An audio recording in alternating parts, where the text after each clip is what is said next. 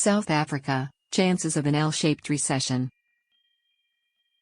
COVID-19 and the credit rating downgrade are laying havoc on the South African economy. What are the chances that South Africa will not get back to the 2019 GDP level in the next 10 years? Can we lose a decade or more? Examples of L-shaped recessions. Algeria lost a decade from 1990 to 1999. Brazil is in the middle of a lost decade. The L commenced in 2014, COVID will elongate the recession.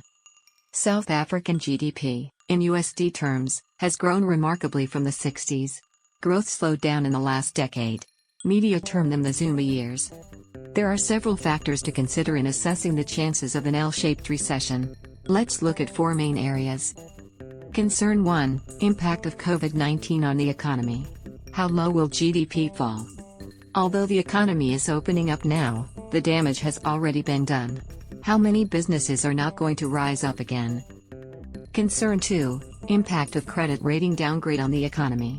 A credit rating downgrade to junk status means that the cost of borrowing for South Africa, as a country, will be higher. Major effects are as follows. 1. High interest burden, meaning the government has to spend more on paying interest as opposed to spending on social services. A reduction in government spending reduces GDP. 2. Capital flight, most portfolio managers are prohibited from buying non-investment grade bonds. This has been priced in financial markets, but the effect on the real economy is still unraveling.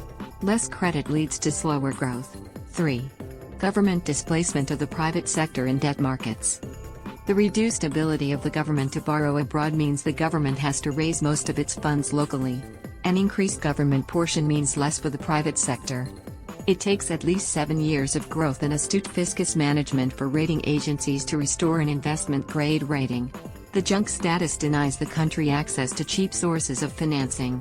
High financing costs inhibit and cripple the economy. Concern 3, IMF loans. Is it a solution or a problem?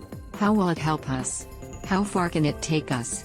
SA's major problem is sound fiscal management and productivity. Can this be solved by a loan? Financial mismanagement cannot be solved by throwing more money at the problem. Borrowing more money is not going to fix the underlying problem of mismanaged SOEs.